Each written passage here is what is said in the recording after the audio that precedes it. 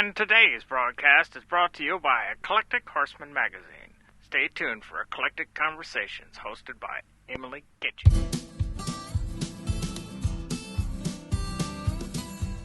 Well, so not long ago, last time we've seen one another, we were able to buy a farm and we had to fix the farm. It was a dairy cow farm, but it was quite unique to buy a farm with all the land around it. But most of the time it's spread apart a little bit.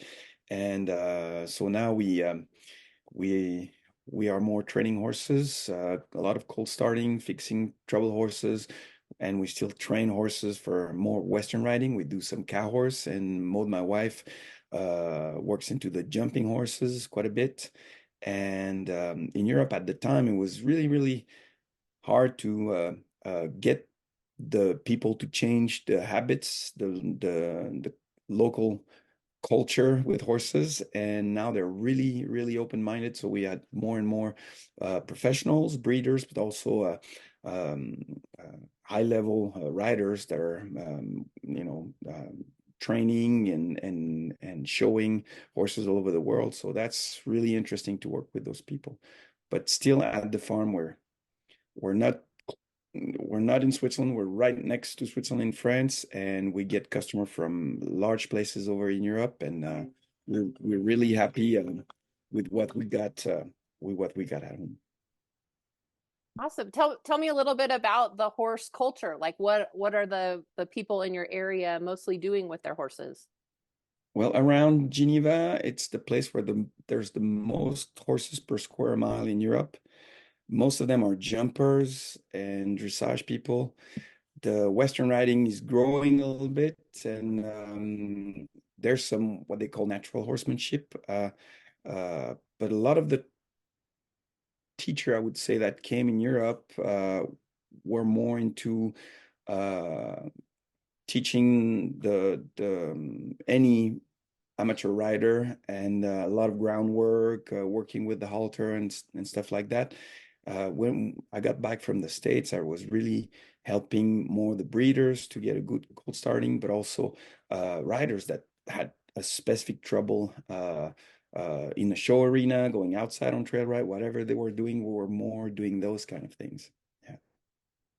So tell me a little bit about your horsemanship journey. Like what were you doing with horses? Like how did you get your start in horses? And then when I met you, you had come to the States to learn more. So tell us a little bit about what, like why did you travel all that far to learn about horsemanship? What sparked that? Well, it was interesting. I first came, I was a professional hockey player, and at during the spring and summer we have a break, and so you're allowed to work if you keep to leave, and but if you keep working on your physical aspect, you stay trained kind of.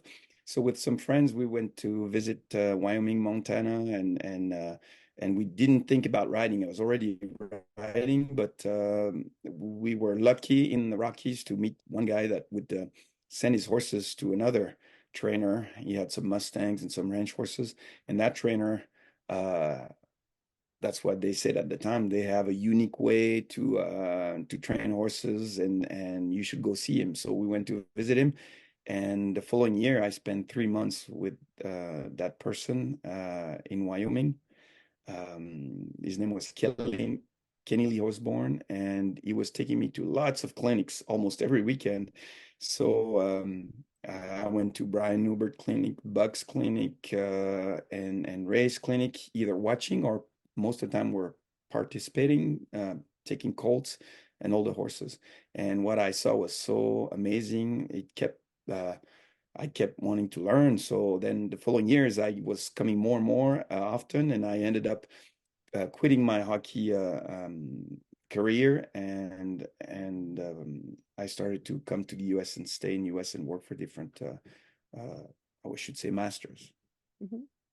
And so you didn't really, before this trip to Montana, you didn't have like a basis with horses. This was sort of all new for you.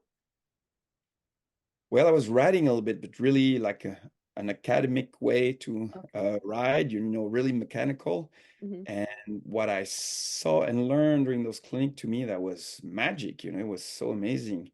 And then I started to learn, but I had no experience with the colts. And I mean, probably Martin Black or Brian Uber, they have all kinds of stories to tell about me getting bucked off or doing weird things to start with.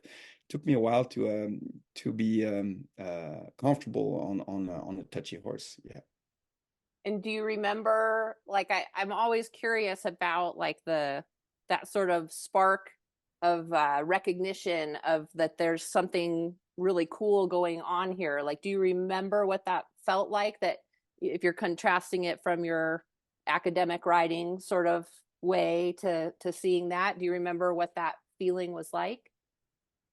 Oh, the efficiency. And here, you see a lot of people, they're kind of fighting with the horses for simple thing. And I could already see horses getting more confident, being good partners with the human, being more relaxed.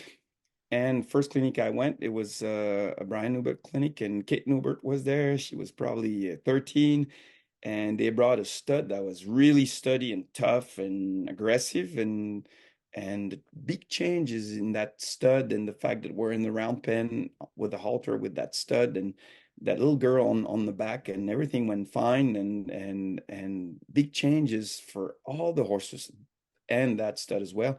I was like, man, I don't know what's going on, but it's working pretty good. Yeah. And so you said that like now people are starting to be more open to horsemanship, but back when you first came back from the States with this sort, you got a flat hat and you're starting colts, like what was there a culture shock there when you were trying to bring that back? What was that like? Oh, huge, huge. And in the meantime, I fell in love with the Western culture, the vaquero horsemanship, and all that stuff. And I love to stay on ranches, not just working with horses, but everything that would go with it. You don't stay in the arena. I mean, you really, your horse is a partner. You're living, you're working with your horse. Something that we don't have much left in Europe. And most of the people that ride in Europe, they were like rich people, or they were for a long time they were noble people. So those are the one who wrote the books and were the master or teacher. And so when I came back, it was hard to have people that were open-minded to new different things, especially if you got a flat hat, you're putting a Western saddle on my thoroughbred. Oh man, or warm blood. It was tough. But I kept doing it and proving that what I was doing was working pretty good, and there were some changes, and I had I had a tough time, but most people now they have accepted me, and they're way more open-minded than they used to. Took a while though. And what do you think? Do you think it's just time and showing, the proof is in the work, like showing the success with horses and people getting along, like, or do you think having the internet and being able to get more information, like what do you think has changed folks' willingness to learn?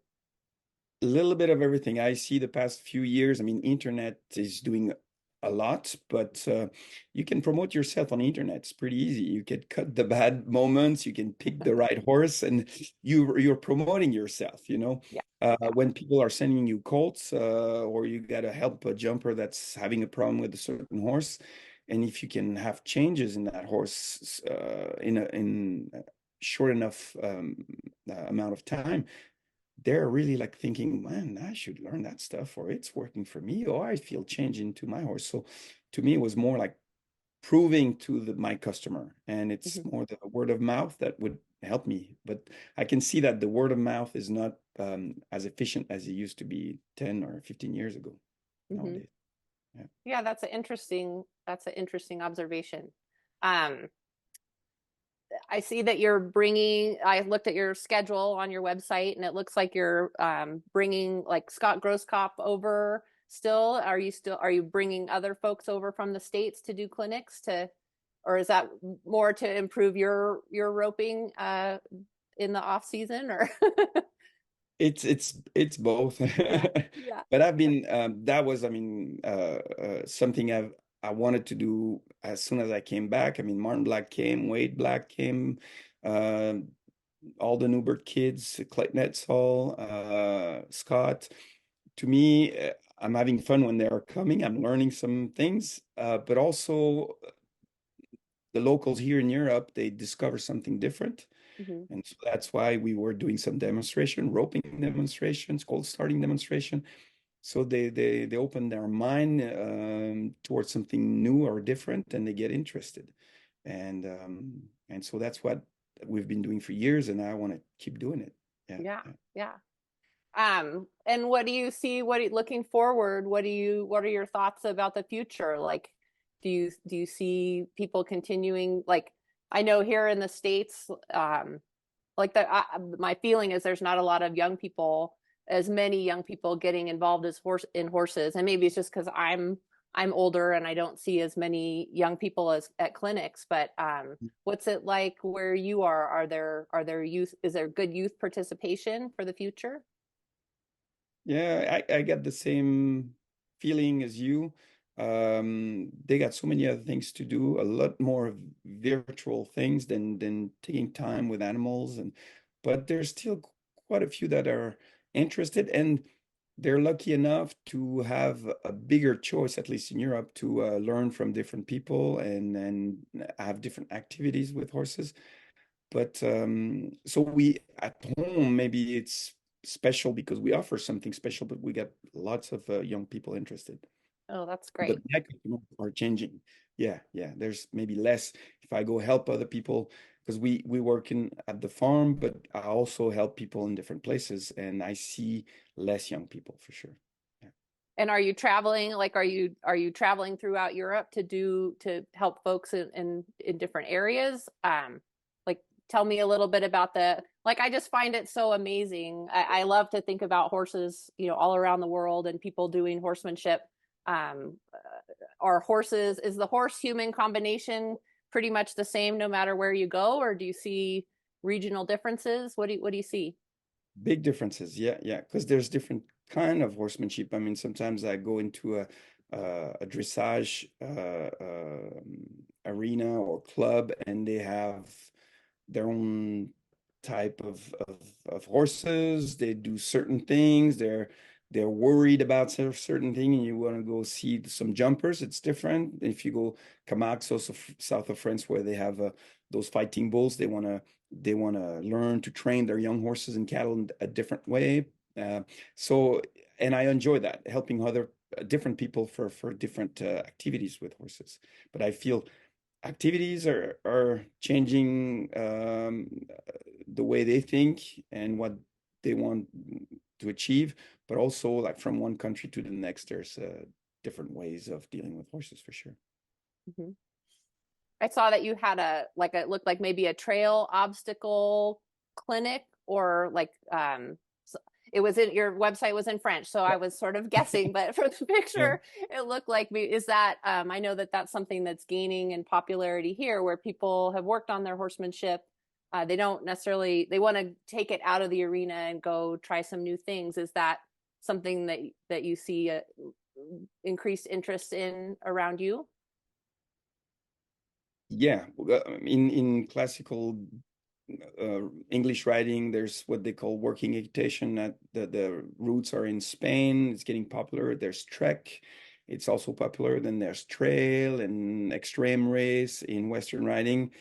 But to me, the way you approach something that scares your horse or a difficulty with your horse, it's useful also for a colt that you take outside for the first time. And so I do those clinics, and it's bringing all kinds of people, and the principles are kind of the same. So I think it's a good way to um, get people to know a bit more about how horses work, what they're afraid of, how you can help them be more with you, getting confidence in themselves and in yourself as well. So I kind of enjoy those clinics. Yeah. And as a teacher, like, what does success as a teacher feel like? Because being a trainer is one thing, and being a teacher is sometimes a little bit different. Like, what do you feel, how do you approach teaching? Like, what feels like success for you for a horse and rider combination? Well, if the couple is doing fine, to me, is like they get the trying to get the rider to the sensitivity level of the horse, not desensitizing the horse to the level of the human. And when I feel like they're getting better at it, they understand the horse better, they're communicating better with the horse. It can be just to go on a trail ride, but also to jump or to do the cow horse things or reining. I'm really enjoying it. And my main goal is like I got some either professional or high level riders that are missing a few things with their horses. And when I can help them, they see the value and they can feel the difference immediately. And so I enjoy that. Yeah. And are you doing anything like, are you like, I know some folks are breeding horses and starting them and selling them. Like, do you have anything else like that going on? Are you starting colts for other people? Tell me. Oh, Or I like just the variation. I remember Tom Lawrence or Martin Black telling me like, hey, you should get more experience. So ride as many horses as you can, longer as you can. And so for a long time, I was not doing any clinics. I was maybe helping and giving a few lessons, but I wanted to ride as many horses as I could. And now so many people ask me for help. So I started to do clinics. So we do some clinics. I move around to give lessons as well. And some horses that are in training, colts or older horses or problem horses that we got, I go and keep helping people at their place after a while. And my wife, Maud, she stays home more. But that's part of what we're doing. We have customer at home. We got two great studs, cow horse studs now, and we're breeding our own mare. And we like to mix those studs with good ranch type horses. Some of them are coming from a Ty Van Norman breeding program in Martin. And that's something we wanted to do for years. We started to do that. And my wife, she does a little bit of jumping and we do also the European championship for cow horse. So okay. we do So tell many me a different little bit things. about the cow horse scene there. Like, is that something that's growing in popularity? It's growing, yeah, yeah. It's definitely growing. It's hard because now we got some trouble. The public sometimes doesn't understand why we're using cattle and we're abusing cattle, all that stuff. So we're at a turning point. But we're moving in different countries in the world. It's growing. I don't know how long it's going to grow, but we got to really pick the places where we go show and the type of clinics we do. And so there's a lot of diplomacy there, but Yeah. it's growing and it's growing fast. Yeah. Yeah. Cool. Any good stories about your trips to the States that you want to share back when you were wide-eyed and learning for the first time? Any good wreck stories? Oof, many, many. Well, I was working for Destry Campbell for a long, long time, and I used to play hockey, so you got to be alert and pretty quick, not to fall down against the rail or hurt yourself. So every time horses would start to buck, I was picking the right time to jump off, and and at some point, I ended up at the hospital because Destry had quite a few Mustangs, and I learned with those Mustangs because you're a little too quick with your hands or your legs, or you're late, your timing is not good. It can be a disaster pretty quick. But I survived then, and then I started to try to stay on, and that's when trouble started. And I remember when I met Martin Black for the first time, we started a bunch of colts, and we had different saddles, but I remember that tip saddle, it was really slick, no bucking rolls, and of course at some point that horse started to buck like hell, and I tried to stay on, and I had some trouble, but that horse bucked me so high up in the air that I landed next to him, still with both reins in my hands. I was running next to the horse that was still bucking. And I know Martin loved to tell that story to other people. That was probably my best quality at the time. My horsemanship qualities came maybe later on. Wow, I wish I would have been there with my camera. So, Yeah, it would have been fun. yeah, yeah. Well, good. Well, I is there any question that I didn't ask you that about something that you'd like to visit about? Well, there's so many things. There's one thing I noticed in Europe, compared to what I learned in the States, there was not much going on, and a lot of uh, the information public could have was really with those training program that some people, horsemen, started to do in the US, and it arrived in Europe, and we got tons of that. But so many people don't know about Tom and Ray and a lot of their disciple, and they don't realize a lot of guys, they went to a high level even in the show world. They ride with bits and spurs. The general public understand that you can use that horsemanship in your own discipline, and that's what I've been trying to do. But I see a big difference between the States and Europe for that aspect. Yeah. Well, I think that that's a pretty common, and maybe it's a matter of time or experience, where when people start, it's like they want to put horsemanship in a box and be like, this is what I'm doing this. And they're emulating a guru, and they're going to, dress like them and talk like them and do all the same things. And then as over time, I feel like there's a turning point where they start to, make it their own and see that it's not just something in a little box. It's, it's all of it.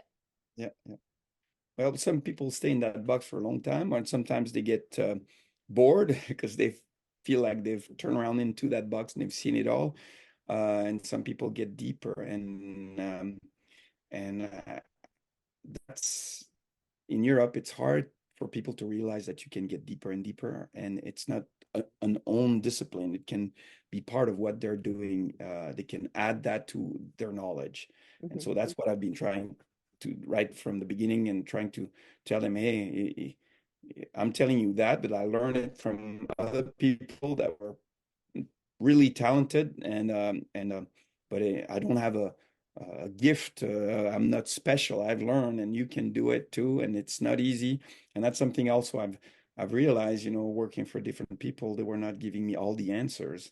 And when I came back in Europe, I had to really explain everything because it was so strange for a lot of people, and they were so yeah, they couldn't believe, or they had doubts about it. So I really had to explain, but I realized that, if it's coming from you, you got to dig into yourself to be more patient, to more precise, to observe a bit more.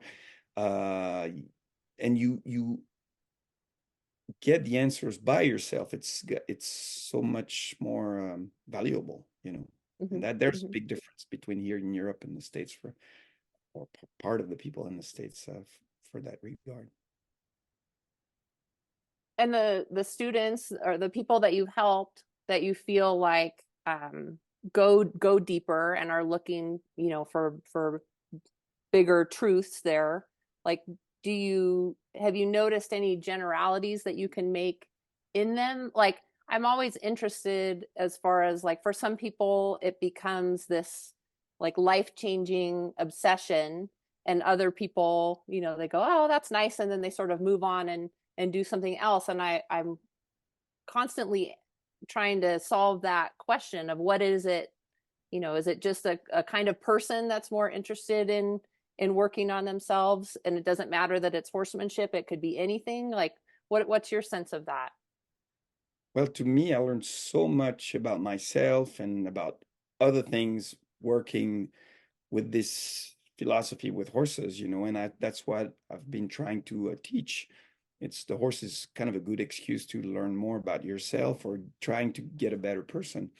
There's a lot of people they just want to have a technique and show it to other people, or be more successful. And but sometimes they start to pick it up, and they're like, wow, this is so cool. There's another dimension. And so it's hard to tell, like, oh, this person's never going to learn anything more, or is never going to be touched by what the horses can offer, and some of them they change. You don't expect them to change that much, you know. So that's cool. You got to give them a chance, just like you do with horses, you know. Yeah, yeah, that's fantastic. Um, and I guess what is it seems like a common path for people to come to get help is like they get in a wreck or they're having some big problems. Like, is that a common path that you see as well? Like, where they've gotten hurt or they're just really stuck, or do people just come out of curiosity? Like, what's been, or is it just too hard to generalize there? There's a little bit of everything. Now it's more curiosity, but 20 years ago, it was really people having wrecks. And, you know, a lot of people, they don't have their horses at home. They have their horse in stables in Europe, and you have a trainer. And if the trainer tells you that horse is no good, you better change, buy another one. And some people didn't want to buy another one because they liked that horse, or they felt like they could improve or change the horse. And they had a hard time finding help. So, a lot of time they would call me, and there was not very many people around that would ride tough horses. So, but sometimes, most of the time, those horses were already calloused, kind of, and it would take time. It was tough, and but nowadays we get less of those. There's people, you feel like they're more open-minded, and the way they train, they don't get to those extreme, having horses that are so tough-minded, you know. But yeah, we've helped so many people in that situation, and we get less of those nowadays. But definitely, some they totally change the way they see horses after some experience they've lived with us. Yeah. Yeah. Yeah. Well, that's encouraging. That's really nice to hear. Well, I really enjoyed getting to visit, and I hope that we can not let 12 years go by, and maybe check in and see what you're up to sometime in the future. That's for sure. And I kept looking on, you know, your publication, your videos, and the great job you've been doing for all those years. And then I got one question for you. Yeah. Do you get more readers and people that subscribe in Europe too, or you're not known so much in Europe? You know, I would say that there were we had more subscribers in Europe, I would say maybe 10 years ago.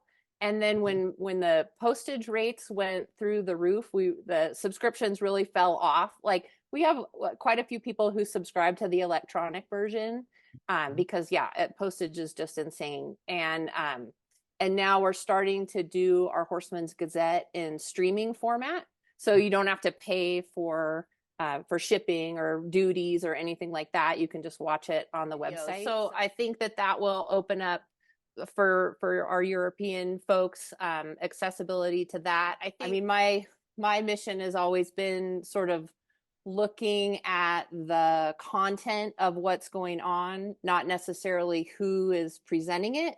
And so I do sort of feel like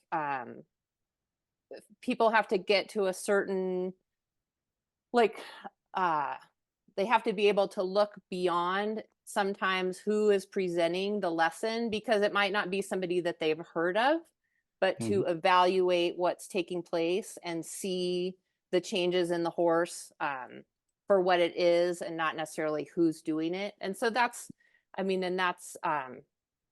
I've been doing this for 23 years. So, I mean, that's been something that I've been working on a long time. And for folks that get it, they really get it and they love it. And for folks that don't, you know, we'll still be here when they catch up. So yeah. Yeah, But because I've seen. I loved what you said about like giving people the space like that. I'm going to like take that to heart, because that's a really great way to think about it. Like, you know, be ready for the change when it happens. Yeah, yeah, yeah. There's a delay sometimes, and sometimes it never happens. But yeah, yeah. Oh, that's great. That's Cool. great. And generally speaking, you got just as many people subscriber and Yeah. yes. I mean, we have just an amazing group of readers. It's like, I mean, yes, it would be fantastic if, if we had a bazillion readers, because it would still be the same amount of work for me as for what we have. But I couldn't ask for a better group. I mean, people call up to renew and they're like, thank you. I love what you do. And so I get a lot of really good feedback from folks, and I feel like it's important to their lives. So, I mean, what more can I ask for? So, Yeah. good. Well, and you've learned quite a bit just doing it too, huh? I bet. Yeah. Well, and I mean, I ride and I love, love riding. And so I feel like a lot of times I get to be the first student for what I'm presenting, and it's a great job to have. That's for sure. Yeah. Oh, Cool. All right. Well, let's do this again sometime soon, and I'd love to hear more about what you're up to. Sounds good. Yeah. Okay. All right. You have a great evening. We'll talk to you later. Okay, and say hi to everybody I know. And